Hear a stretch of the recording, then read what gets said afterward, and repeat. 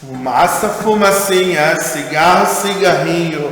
Bora lá, segundo ano. Tudo bem aí? Como que estão aí as animações? Vamos animar, pegar o livro, né? Se alguém tiver meio dorminhoco, acorda. Se for depois do almoço, tá com o bucho cheio aí, ó, acorda mais, né? Porque, né, comeu demais, né? Aí tem que prestar atenção. Hoje começamos nosso livro 3, meus amores, aqui, ó. Livro 3, capítulo 8. Olha aí, você não pegou o livro errado, né? Igual a sala. Ah, não trouxe, só trouxe o 2, não achei. Livro 3, capítulo 8. Olha aqui, ó, parte 1. Igual o nosso de concordância. De concordância porque era muito detalhe, né? Esse aqui, apesar de ser poucos detalhes, mas são coisas que vocês têm que entender muito bem para a gente poder avançar. Então eu dividi em duas partes esse capítulo e quero que vocês prestem bastante atenção, tá? Esse capítulo é iconicidade linguística. Então, hoje o professor vai explicar sobre o texto, né, que é necessário, o que isso tem a ver com o que nós vamos dizer, sobre a questão do signo e do ícone. Aí na próxima aula nós entramos na iconicidade linguística, que é um outro contraponto, né, uma outra perspectiva que vocês só vão entender se entenderem muito bem o que é isso que nós vamos tratar hoje aqui, correto?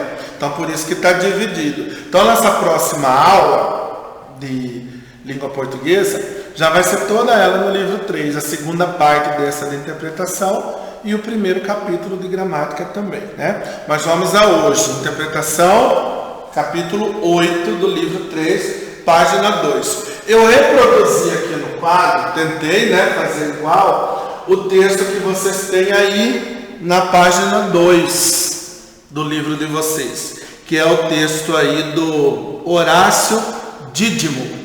Vocês veem que é um poema, mas um poema diferente. Ele não é um poema clássico, né? Os versinhos, as estrofes, os versos estão aqui. Temos somente uma estrofe, vocês podem ver, né? Duas com esta citação. Lembra da nossa aula sobre paráfrase, paródia? Isso aqui é uma citação, ó, devidamente colocada aqui. Por isso que ele não colocou as aspas. Ele usou a citação do poema, mas está aqui, ó. Eclesiastes, livro da Bíblia, Primeiro Testamento. Antigo Testamento, aliás, é o primeiro. Antigo Testamento, Eclesiastes capítulo 8, versículo 8. Que ele usa para o significado. É disso que nós vamos falar. Quando nós falarmos na nossa próxima aula sobre a iconicidade, que é exatamente isso aqui, vocês vão entender porque que chegou nisto daqui, né? Por que chegou nisso aqui. O que tem a ver o signo, o ícone com isso aqui? Primeiro, quando o poema é tão curto assim, eu já disse para vocês que todo o texto ele tem que ser observado no todo, né? Desde o título até a bibliografia dele lá embaixo. Tudo nele importa. E quando nós temos textos pequenos assim, mais ainda, né? Nós temos pouca coisa para analisar aqui. Diferente de um texto em prosa, uma página, 2 páginas, aqui não. É um poema bem curto.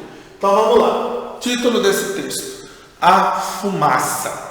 Por aí você já tem um porquê. Esse texto ele é feito, na sua maioria até aqui, somente com uma palavra: cigarro. E ele trabalha com esta palavra até o C. Cigarro, cigar, cigar, siga, sigue, se. Aqui no seu cigarro acaba. Pode notar. E aí vai para cinza, o que resta do cigarro, e o sarro. E aí ele coloca a citação: o homem não é senhor do seu sopro de vida, sopro, nem é capaz de o conservar. Eclesiastes 8:8. Aí você começa a pensar: o que isso tem a ver com fumaça, né? Sopro de vida? O que isso tem a ver? O cigarro, eu acho que está claro para vocês. O que o eu lírico, o que o autor, o poeta, ele tenta fazer aqui? O que ele faz? Você pega um cigarro, vai fumando esse cigarro vai diminuindo. até acabar e tornar-se apenas cinza. Aqui acabou o cigarro. Ele se tornou só cinza. E aí ele acrescenta uma palavra, sarro. Olha só, cinza e sarro não tem a mesma estrutura daqui. Elas são inteiras, elas são completas. Aí vocês falam por quê? Olha só, pega aí o livro de vocês e vejam lá bem no meio aí do parágrafo. Ó, a palavra cinza e sarro representam no contexto o resultado final. Nós já falamos. E o que nós nos transformamos quando morremos? Tu és pó e ao pó voltarás. Nós nos tornamos cinza, né? Seja enterrado, seja cremado, né? Só o tempo que vai ser diferente. Mas nós nos tornamos apenas cinzas, né? E quando ele coloca isso aqui, a palavra cinza, e coloca com a morte, e nós ligamos isso à fumaça, olha a explicação. O homem não é senhor do seu sopro de vida. Sopro. O homem não é senhor de sua vida, né? O sopro de vida é dado por Deus e ele não controla esse sopro, nem é capaz de o conservar. Assim como o cigarro que queima até se tornar cinzas, nossa vida, ela vai também, os anos vão passando e ela vai diminuindo até nos tornarmos apenas cinzas. Isso é que a gente chama de poesia concreta, né? Isso aqui é poesia concreta. Poesia concreta, o que usa? Vamos lembrar. Só a gente já falou algumas vezes. Eu não sei se vocês já chegaram em literatura nesse estudo. Se não chegaram, provavelmente vão chegar daqui a pouco. A poesia concreta, ela nasce no Brasil, tem origem no Brasil nos anos 50, e aí eles usam o que a gente chama de verbo vocovisual. Verbo vocovisual. Verbo, palavra, voco, som, visual, imagem. Então eles tentam inserir na palavra tudo isso, tanto o som como a imagem, né? As percepções, olha a cinza, o cigarro queimando, tornou-se cinza, a imagem que isso provoca, mas não é só a imagem do seu pensamento, é a imagem também na própria palavra aí colocada, e findada muito bem com uma citação, né? Que é esta citação da Bíblia. Bom, quando nós temos a palavra assim dita, né? O significado da palavra, aí vamos lembrar de um outro conceito, que nos é bem claro. Nós já vimos isso, mas vamos lembrar de novo. Que é o conceito de quê? Signo linguístico. Conceito de signo. O que aqui não é o do zodíaco, né? O que é o signo linguístico? Signo linguístico são os sentidos. Os signos são as palavras e os sentidos que nós damos a elas. Como assim, professor? Palavras e sentidos. O signo ele tem duas partes. Uma parte é o significante, é a parte visível, é a parte concreta. Significante é aquilo que nós vemos, aquilo que nós ouvimos, quando a linguagem é só verbal. Eu estou falando aqui, né? Meus significantes estão aqui, ó. Tudo que eu escrevi aqui são significantes. A minha fala para vocês, cada palavra que eu emito são significantes. Quando vocês veem isso aqui, ó, isso aqui, o livro é um significante. Vocês não estão vendo a mesa que está aqui, mas é um significante. Esse jaleco que eu uso é um significante. O que é o significante? É a palavra, é o desenho, é a gravura, é o quadro, é o cartaz, é o objeto em si. Então, tudo aquilo que é visível e palpável constitui para nós um significante. Controle remoto que você tem aí, o mouse que você toca, o seu notebook, tudo isso é significado. Aí vamos voltar no conceito de novo, né? Linguagem verbal, palavra e fala, e linguagem não verbal. imagens, sons e gestos. São todos não verbal. Tudo isso que se constitui o quê? Significante. A parte visível, a parte concreta. O cego lá, quando ele vai lembrar, ele passa os dedos nas bolinhas lá. Aquilo ali, o braille para ele, é um significante.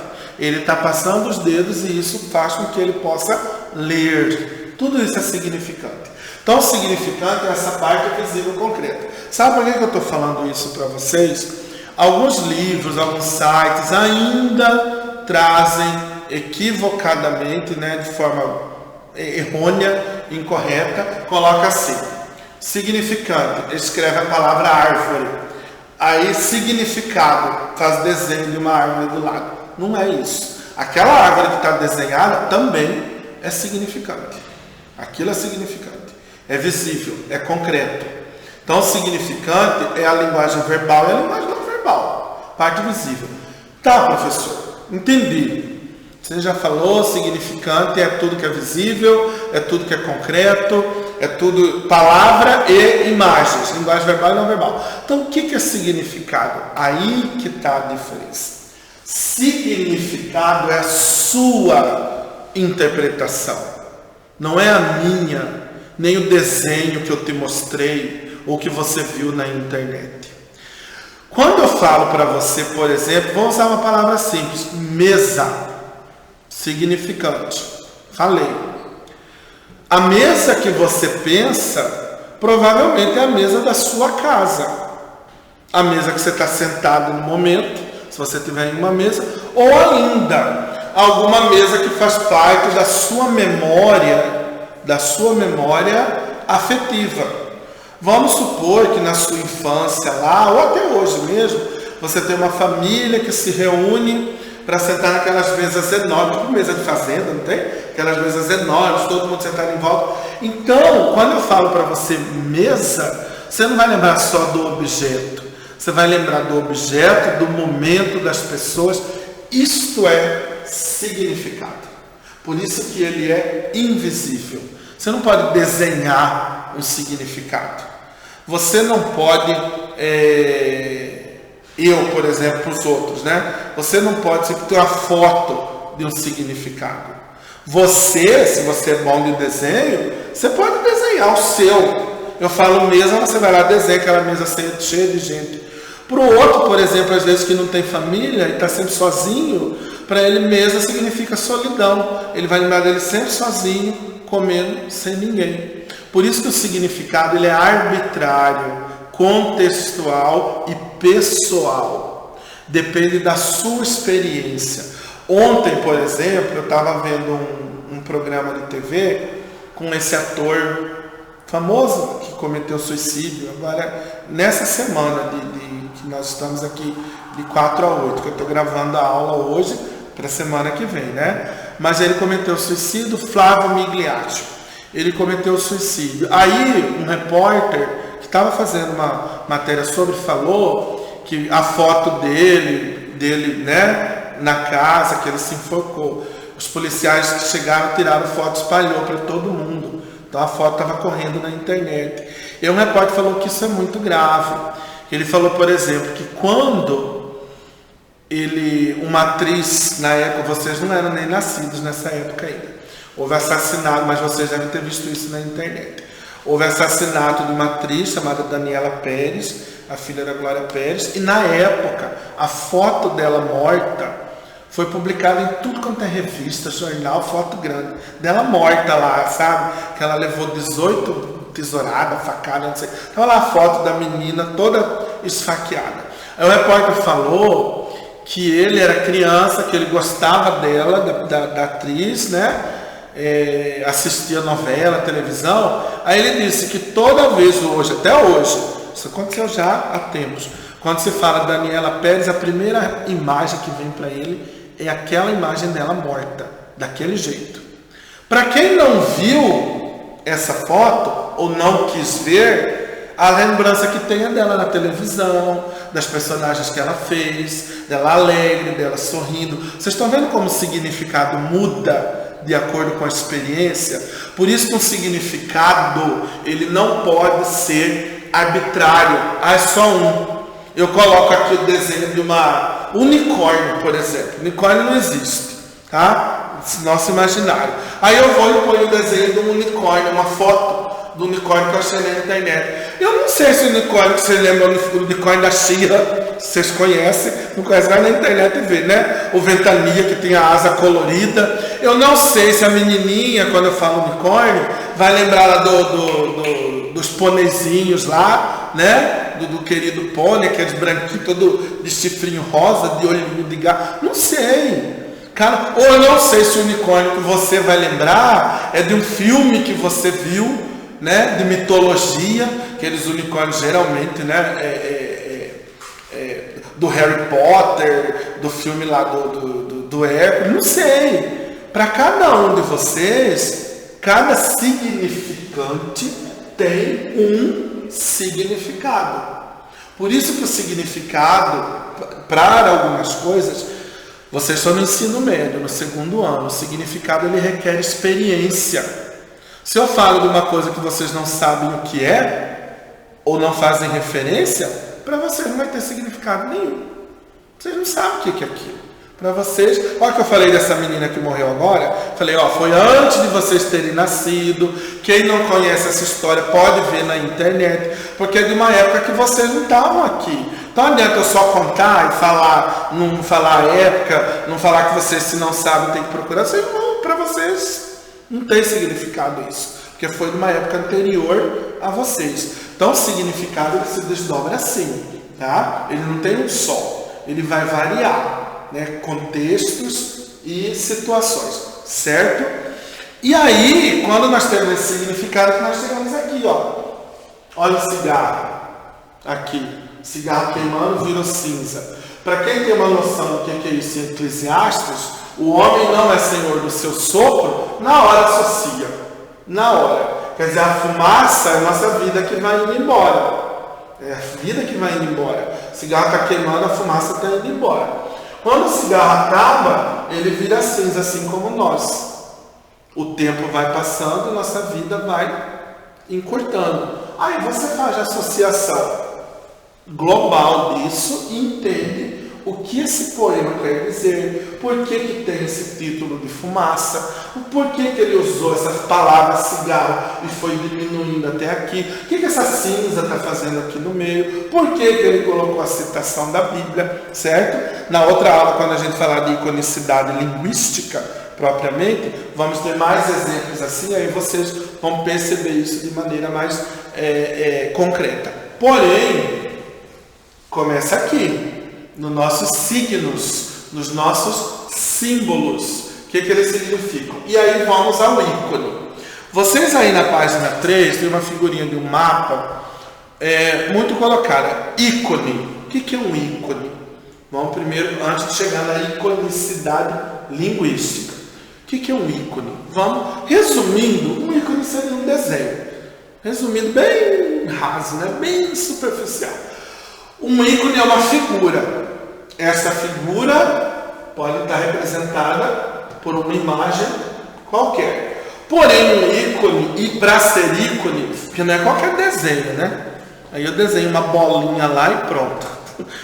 O ícone, ele precisa ser identificado por meio de semelhança ou analogia visual, comparação. Quer dizer, ele tem que ter um porquê, entendeu?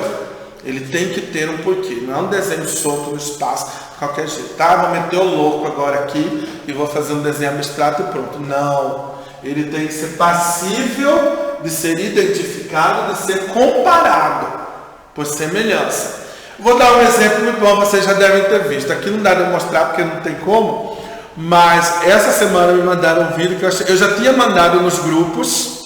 Bem quando começou essa história do corona, não sei se vocês lembram, eu mandei nos grupos um meme e falaram, pronto, tem um pé de coronavírus aqui no quintal, que era um pé de mamona, né? O pessoal fez essa associação, que a mamona é igualzinho um coronavírus. E outros mandaram um vídeo de um molequinho, pequenininho, deve ter uns 3, 4 anos, que ele viu uma penca de mamona e ficou morrendo de medo, falando para o pai dele: tira daqui, pai, tira, isso é coronavírus. Aí o pai falou: mas olha que você viu isso, ali na árvore, olha lá um monte de coronavírus, e era um monte de mamona. Olha bem isso aqui, é a concretização desse conceito. Ele identificou uma imagem, que é a mamona, e por semelhança e comparação, ele interpretou: é coronavírus. Na cabecinha dele, olha o significado, de novo, lembra que eu falei? O significado como que muda. Para ele, mamona é coronavírus. Diferente de nós que temos mais experiências, você sabe que é só uma semelhança, mas não tem nada a ver. Então, para nós o significado é um, para ele o significado e a interpretação é outra. Então, o ícone é isso. O ícone, ele precisa ser passivo de identificação. Olha aqui, ó, isso aqui é um ícone, certo? CCJ, vocês veem por aí. É um ícone por quê? Porque ele é um desenho, ele é uma figura feita a partir das letras com as iniciais da escola. Aí você pensa, agora foi aleatório isso? Aí vem onde nós vamos entrar, na aula que vem, iconicidade linguística. Eu vou falar para vocês na próxima aula por que isso além de ele tem um significado, por que ele foi desenhado desta forma. Mas é um ícone. Você pega um símbolo de uma marca, é um ícone. Você tem semelhanças que permitem. Aqui no livro de vocês têm um mapa do mundo, vocês podem olhar aí bonitinho, que é formado por algumas figuras relativas aos lugares: cangurus, camelos, pirâmides, Cristo Redentor, Estátua da Liberdade, ursos, que formam, olha aqui, identificação por meio de semelhança. Então o ícone sozinho, ele é uma figura, um signo visual. Ícone, ele não é verbal, ele é um signo visual que pode ser determinado por mapas, por fotos, por desenhos, por gravuras, por símbolo, pela imagem em si, certo?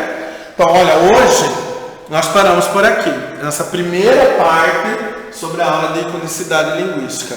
Na próxima aula de interpretação, nós vamos para a parte 2, este mesmo capítulo 8. Olha, vocês vão ganhar 2 semanas para fazer os exercícios, tá vendo? Olha que bonzinho que o professor é, hein? Vocês vão ter 2 semanas para um capítulo, tanto de gramática quanto de interpretação. Mas na próxima semana, na próxima aula, nós vamos ver isso aqui, tá? Porque aí sim, aí chegamos à linguagem, saímos do aspecto só visual e passamos para o aspecto também da linguagem, certo? Até a nossa próxima aula, estudem, saudades e logo estamos de volta. Tchau, tchau!